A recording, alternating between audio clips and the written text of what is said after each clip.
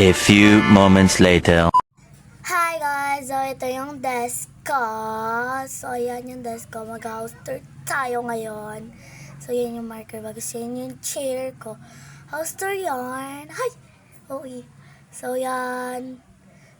Super hila kasi na boses ko.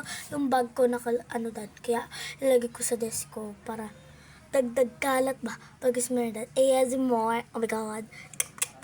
Ay! Okay. So, yun. Tinakluan ko kasi may dadaan.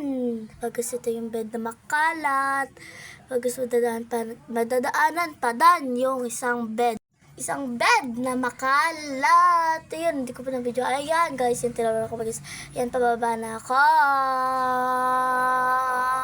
Okay. So yan. Guys, yung aso ko na yan, si Kiki ang pangalan, bags kitchen, salamin. So, ito yung isa pang makalat na kwarto. Galing! Super galing! Sa yung sala. Yun lang guys yung house tour ko. Yung babae, joke lang. Charez. Charez. O yun yung view. Pero ang nakikita ko, lay white, be. Grabe yan, be. Ngayon ako nakapag-vlog. Sorry guys, pag iba na ulit yung aking...